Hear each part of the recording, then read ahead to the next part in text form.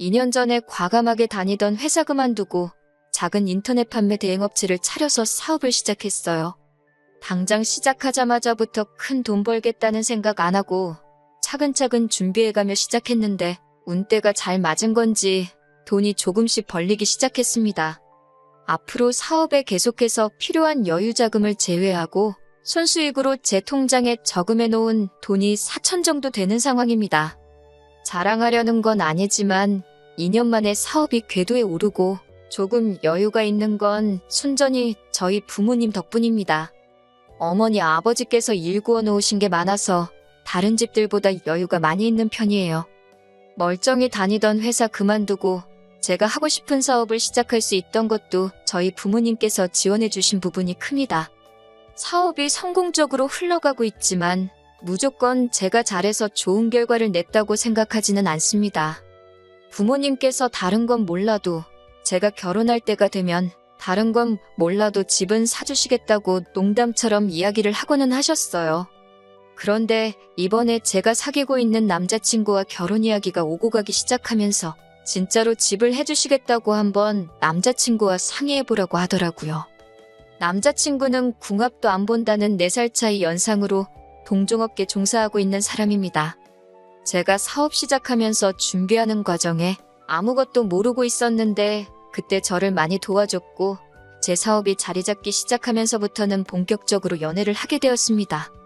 남자친구가 모아놓은 돈은 6천만 원이었어요. 저와의 나이차라든지 여러 가지를 보면 저에 비해서 모아놓은 돈이 상대적으로 적어 보일 수는 있습니다.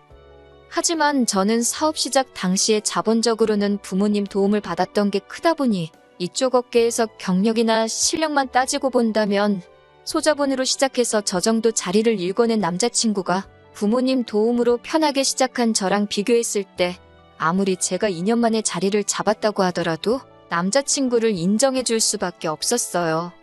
남자친구와 결혼 이야기가 오가기 시작했을 때 서로 모아놓은 돈 합쳐봤자 1억인데 1억으로 요즘 어디에 집을 구하겠어요. 남자친구가 다른 건 몰라도 결혼하면서 예단 예물만큼은 꼭 해드려야 한다는 입장이라 안 그래도 돈이 모자란 상황이었는데 한푼이 아쉬운 상황이었지요. 저희 부모님이 집을 해주시겠다는 말은 옛날부터 저에게 쭉 하기는 하셨지만 사업할 때 도움받은 것도 크고 엄밀히 말하면 아직도 자본금의 일부는 제가 부모님한테 빌린 돈이나 마찬가지다 보니 결혼할 때 최대한 손을 안 벌리려고 했는데 솔직히 이런 상황에 집을 해주신다는 제안이 솔깃할 수밖에 없었습니다. 얻어주신다는 집은 저희 부모님 집에서 그렇게 멀지 않은 곳에 있는 아파트로 지은 지는 조금 오래되었지만 재개발여지가 있는 곳에 있는 시세는 9억 정도 하는 34평 아파트였습니다. 제가 생각한 것보다도 훨씬 더 좋은 조건이라 많이 놀랐어요. 부모님도 사업을 해서 돈을 버셨다 보니 고충을 잘 알고 계셨어요. 인터넷 판매라지만 장사라는 게 다 그렇잖아요. 직장인처럼 안정적으로 같은 돈이 매달 들어오는 것도 아니고 지금이야 저나 남자친구 둘 다 여윳돈을 모을 정도로 각자 사업이 어느 정도 자리가 잡혀있는 상황이라고 해도 어떤 달에는 순수익이 1,000만 원씩 넘을 때도 있지만 매달 그런 게 아니고 신제품이라고 기대하고 팔기 시작했는데 생각처럼 잘 풀리지 않아서 최악의 경우에는 마이너스가 나서 전달, 전전달 수입에서 끌어와야 하는 경우도 허다했거든요. 장사하면서 매달 흑자를 내는 게 말처럼 쉬운 거 아니라고 하시고 괜히 신혼 때부터 대출 끼고 집을 구했다가는 대출금도 못 내서 빚지는 경우도 생길 거라고. 그리고 아무리 요즘 집값이 폭락한다고 하지만 그 아파트가 재개발도 예정되어 있다고 하고 주변에도 지하철 노선이 개통된다든지 여러 가지 호재가 많아서 돈 버는 데는 부동산만한 게 없을 거라고 그냥 받으라고 하시더라고요. 저는 집 해주신다기에 작은 평수 아파트나 서울 근교의 접근성 좋은 곳으로 집을 얻어주실 줄 알았는데 생각한 것 이상으로 큰 걸 해주시니 몸둘바를 모르겠더라고요. 그런데 남자친구 반응이 예상보다 시큰둥했습니다. 이유가 무언가 하니 남자친구도 나름 부담감을 느끼고 있는 것 같더라고요. 아무리 시대가 변했다지만 남자가 원래 더 많이 해오는 게 일반적인 것 아니냐면서 말입니다. 그런데 곰곰이 남자친구 하는 말을 들어보니 자기가 기우는 결혼을 한다고 받아들여 부담스럽다는 느낌이 아니었어요. 제가 9억 집을 해오는 거나 마찬가지였으니 솔직히 예단 예물 이야기는 더 꺼낼 필요 없다고 생각했거든요. 저희가 모은 돈으로 차도 한 대 뽑고 재개발이 언제 될지도 모르니 일단 리모델링도 새로 싹 하고 남은 돈으로 가정가구 같은 걸 할 계획이었는데 남자친구는 계속 예단 예물 이야기를 꺼내는 겁니다. 그게 무슨 소리냐고 9억짜리 집을 해가는데 예단이며 예물이 뭐가 필요하냐고 제가 남자친구에게 되물었어요. 예단 예물을 해야 한다는 이유를 설명하는데 솔직히 좀 너무하다 싶더라고요. 그 이유랍시고 한다는 말이 집이 공동명의도 아닌데 자기 부모님께 예단 예물도 없이 결혼하게 되면 자기가 얹혀 사는 느낌을 받을 거고 주변에서는 자기가 팔려가는 것처럼 보이지 않겠냐는 거예요. 좋은 소식 전해주러 만난 자리인데 말도 안 되는 어깃장을 부리고 있으니 좋은 이야기 하는데도 언성이 저절로 높아지더라고요. 말 한번 잘했다고 보통은 결혼할 때 남자가 원래 더 많이 해오는 게 일반적인 거라고 하지 않았냐. 그러면 오빠 쪽에서 집을 해왔으면 내가 팔려가는 결혼이라는 소린데 집 해왔으면 예단 예물 안 해도 되는 거였냐 따졌습니다. 그러니 그건 또 아니랍니다. 남자가 집 해올 때는 경우가 다르지 않냐고 하더라고요. 이러나 저러나 제가 예물을 해와야 한다고 하는 소리였습니다. 나중 가서는 그냥 집이고 뭐고 지원받을 필요 없으니까 원래 하기로 했던 대로 우리 모은 돈만 가지고 결혼을 하자고 하더라고요. 남자친구 어머님이 예단 예물 해달라고 했던 거 금액으로 치면 1,500만 원 정도 되는 금액이었는데 우리가 모아놓은 1억에서 그 돈 빼고 나면 서울에 어디 발붙이고 지낼 곳이나 구할 수 있냐고 따지니 친정에 팔려가듯 결혼한 집들 보면 가장인 남자의 위험이 떨어지게 되고 그렇게 돼서 잘된 집을 본 적이 없다고 끝까지 고집을 부리더라고요. 그놈의 자존심이 밥 먹여주는 것도 아니고 왜 그렇게 고집을 부리냐고 한바탕 싸우고 돌아왔어요. 집에 돌아와서 제 표정이 안 좋으니 저희 부모님이 무슨 일이 있냐고 물어보시길래 남자친구랑 다툰 이야기를 전해드렸습니다. 그런데 저희 부모님은 남자친구가 자존심 때문에 그러는 게 아닌 것 같다고 하시더라고요. 무슨 말씀을 하시는 거냐 물으니 따로 대답은 안 해주시고 남자친구와 결혼을 하기로 결심한 이유에 대해서 물어오셨습니다. 생각지도 못한 질문을 하시니 조금 당황스러웠어요. 사업 시작할 때 정말 아무것도 몰라서 어려웠는데 그때 크게 도움받았던 것도 있고 아무래도 연애한 지도 오래되었다 보니 자연스럽게 결혼을 생각한 것 같기도 하고 남자친구와 헤어진다고 해서 더 좋은 사람이 나타날 것 같지도 않다 등등 평소에 제가 가지고 있던 생각에 대해서 답변 드렸습니다. 부모님께서는 잠시 생각하시는 듯 하더니 제 생각은 알겠다고 하시고 이렇게 해보는 게 어떻겠냐며 남자친구에게 몇 가지 조건을 제시해보라 하셨어요. 며칠 뒤에 남자친구를 만나서 저희 부모님이 내건 조건에 대해서 말해줬습니다. 첫 번째로 저희 부모님은 저희가 모은 돈을 가지고 차도 한 대 뽑고 가정가구며 리모델링까지 제가 애초에 생각했던 대로 진행하면 좋겠다고 하신 이야기를 꺼냈습니다. 대신 남자친구가 말한 예단 예물은 저희 부모님께서 따로 해주시겠다고요. 남자친구 입장에서는 거절할 이유가 없는 더할 나위 없이 좋은 조건이었지요. 그리고 나머지 조건에 대해서도 말해줬습니다. 두 번째로는 남자친구가 예단 예물에 집착하는 모습이 저희 부모님이 보기에는 그렇게 좋아 보이지 않는다는 말이었어요. 예비사돈과 남자친구가 체면에 너무 집착하는 것처럼 보이는데 옛날 사고방식으로 우리 딸, 그러니까 제가 앞으로 시집살이를 하게 되는 건 원치 않으신다는 말이셨죠. 앞으로 결혼 후에는 시댁과 친정, 양가에는 뭐든지 똑같이 하자는 게 두 번째 조건이었습니다.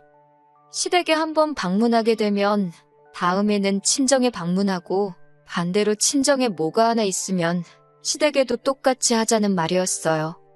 거기에 부가적으로 나중일이지만 양가 부모님 봉양 문제라든지 그런 부분에서는 마찰이 일절 없었으면 좋겠다는 말이었습니다.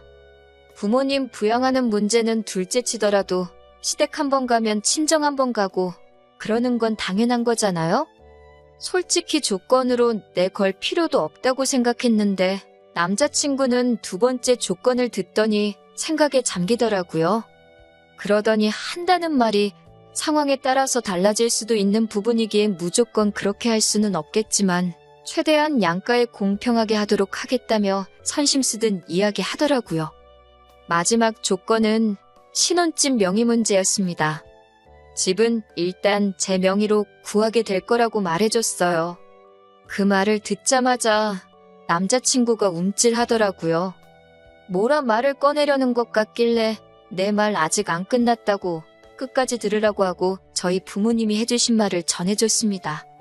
신혼집 안 받고 모은 돈으로 시작해도 된다고 했었으니 어차피 당장 1억도 안 되는 돈으로 서울에서 빌라 전세 들어가기도 힘들 테고 대출을 받던 월세를 살던 매달 고정적인 지출이 있을 것이다. 그러니 저희 부모님께 월세를 낸다는 생각으로 결혼 후 향후 5년간 80만 원씩 내라고 하셨습니다. 그러면 5년이 지나서 집 명의는 공동명의로 바꿔주겠다 하는 조건이었습니다. 제 말이 끝나기가 무섭게 남자친구는 그건 말도 안 된다고 하더라고요. 어차피 결혼하면 부부재산은 공동재산이나 마찬가지인데 저희 부모님은 돈도 많으시면서 우리가 벌어봐야 얼마나 번다고 그 돈을 받아가려 하시는 거냐 하면서 불만을 토로하더라고요. 불만 가득한 남자친구한테 내가 볼 때는 딱히 문제될 게 하나도 없어 보이는데 뭐 때문에 그러는 거냐고 물어봤어요. 남자친구는 집 해주는 걸 가지고 그런 식으로 하나하나 규칙을 정하는 것도 어이가 없다고 합니다. 자기가 팔려오는 기분이 들어서 싫다고 한 건데 저희 부모님이 해결책이라고 제시한 게 결혼이 아니라 계약이나 마찬가지지 아니냐고 하는 거예요. 그것도 모자라 이제는 예비사위 상대로 장사를 하려고 하시는 거 아니냐면서 결혼이 아니라 대릴사위로 들어와서 월세 내고 살라는 거랑 뭐가 다르냐고 하는 겁니다. 그러면서 한다는 말이 차라리 집을 해주실 돈으로 제 사업이랑 자기 사업을 합치고 그 돈을 가지고 사업을 더 크게 확장하자고 하더군요. 10억 자본금의 자기 능력이면 장사해서 부자 되는 거 순식간이라고. 그러면 그때 돼서 신축 아파트로 공동명의 집도 사고 다 할 수 있다는 겁니다. 어차피 요즘 집값도 내려가는 추세인데 집 해주는 거 가지고 그렇게 치사하게 나오실 바에 차라리 더 좋은 곳에 투자한다고 생각하시면 저희 부모님 입장에서도 그게 더 이득 아니겠냐고 하더라고요. 그제서야 저희 부모님께서 저한테 남자친구와 왜 결혼을 결심하게 된 건지 물어보신 이유, 그리고 남자친구가 비단 자존심 때문에 그러는 게 아닌 것 같다고 하신 진짜 이유가 뭔지 깨닫게 되었습니다. 월세 형식으로 내라는 80만 원, 당장 액수만 보면 큰 돈처럼 보이지만 5년 해봐야 5천만 원도 안 되는 돈입니다. 따지고 보면 9억 아파트를 지금 모아놓은 돈 6천에 5년 동안 보낼 돈 5천 해봐야 1억 조금 넘는 돈으로 공동명의를 해주겠다는 조건이에요. 남자친구 입장에서는 아쉬울 거 하나 없는 조건입니다. 심지어 지금 모인 돈은 다른 데 쓰는 것도 아니고 리모델링 하는데 들어갈 돈이고요. 만에 하나 남자친구 말처럼 아파트가 재개발이 안 되고 집값이 지금보다 더 내려간다 하더라도 손해볼 거 하나 없는 상황인 거예요. 그리고 저희 부모님이 설마 한 달에 80만 원이 아쉬워서 남자친구한테 손 벌리려고 하시는 거겠어요? 얼마나 착실히 사는지, 가장으로서의 위험이나 체면 운운하기 전에 얼마나 책임감이 있는 사람인지 그 모습을 보고 싶어서 내건 조건이지요. 아마 5년 뒤에 그 5천만 원 채워서 다 드렸을 때 모르면 몰라도 몇 배로 불려서 돌려주시진 않겠지만 저희를 위해 쓰실 돈이라는 건 안 봐도 뻔한 사실이었어요. 애초에 집을 해온다는데 예물 예단을 포기 못하고 자기 자존심 운운하는 순간부터 저희 부모님은 제 남자친구가 결혼 상대로 좋은 사람이 아니라는 걸 확신하셨고 저한테 강압적으로 남자친구랑 헤어지란 말을 하실 수도 있었지만 제 남자친구가 똥인지 된장인지 제 스스로 판단하시길 바라셨기에 결혼을 반대하신 게 아니라 최대한 남자친구의 본성을 확인할 수 있는 방법을 제시해 주신 거였지요. 남자친구가 사업을 더 크게 확장하네 하는 헛소리는 제 귀에는 더 이상 들어오지도 않았습니다. 계속 말도 안 되는 허황된 말만 늘어놓고 있는 남자친구한테 더 말할 필요 없다고 말하고 그냥 결혼도 없던 일로 하자고 말했어요. 그리고 더 시간 낭비할 이유도 없는 것 같으니 우리 만나는 것도 오늘이 마지막이라고 하고 자리에서 일어났습니다. 남자친구는 제 반응을 예상 못한 건지 제가 저만치 갈 때까지 자리에 굳어가지고 가만히 있더군요. 나중에 전화로 한다는 말이 자기가 잘못 생각한 것 같다면서 저희 부모님이 원하시는 대로 하겠다고, 그러니까 그냥 결혼하자고 말하는데 이제는 그 말이 제 귀에는 지가 저랑 결혼해줄게 하는 말처럼 들렸어요. 이제 그만 만났으면 좋겠다고 한 말이 아직도 이해가 안 가냐고. 지금 전화 받아준 것도 여태까지 정을 생각해서 받아준 거고, 2번 다시 연락도 하지 말라 그러고 전화 끊어버렸습니다. 그 뒤로도 저희 집 앞까지 찾아오고 밤만 되면 미안하다고 연락하고 그러길래 전화번호는 차단해버리고, 한 번만 더 집까지 찾아오면 저도 이제 가만히 있지 않을 거라고 하니 그제서야 겁을 먹었는지 그 뒤부턴 코빼기도 비치지 않더라고요. 어른 말만 들어도 자다가도 떡이 생긴다는 옛말, 저는 그동안 솔직히 고리타분한 옛날 방식 강요하는 것 같은 나쁜 쪽으로 해석을 하고 있었거든요. 그런데 이번 일을 계기로 그 말이 맞는 말이라는 걸 실감했어요. 나중에서야 나눈 이야기지만 부모님은 애초에 제가 남자친구랑 처음 다투었던 그날에 한 번도 만나보지 않았지만 이야기만 듣고도 남자친구의 사람됨됨이를 한눈에 아셨다고 하시더라고요. 부모님께서 제안했던 조건이 생각해보면 부당한 것 하나 없이 당연한 것들에 오히려 남자친구한테 득이 되는 게 더 많았던 이유도, 남자친구는 욕심에 눈이 멀어서 굴러들어온 보글발로 차버릴 만한 사람이라는 걸 대번에 눈치채셨다고 합니다. 제 결혼 상대로 내키지 않았지만 부모님이 들고 나서 반대하셔가지고 결혼을 파토내는 것보다 남자친구의 숨겨진 이면을 제가 스스로 눈치채도록 해주고 싶으셨다고 하셨어요. 만약에 제가 눈치채지 못하고 그냥 결혼했으면 어쩔 뻔했냐고 물어보니 부모님께서는 저를 오냐오냐 키우긴 했지만 그 정도도 모르는 모질이로 키운 적은 없다고 하시며 제가 좋은 선택 내릴 걸 알고 있으셨다고 하네요. 진짜 만약에 제가 혹시나 눈치채지 못하고 결혼하려고 들면 그때 가서는 결혼 못하게 했을 거라고 농담처럼 웃으며 말씀하셨어요. 솔직히 늘 붙어 다니다가 혼자가 되니 어색한 부분이 있어요. 일하면서도 남자친구 도움을 알게 모르게 받았다 보니 그런 느낌이 더 큰 것 같습니다. 하지만 후회가 되지는 않네요. 저도 앞으로 스스로 제 앞가림 할 수 있게 노력하고 사람 보는 눈을 좀 더 키워서 부모님 걱정은 이제 그만 끼쳐드려야겠어요.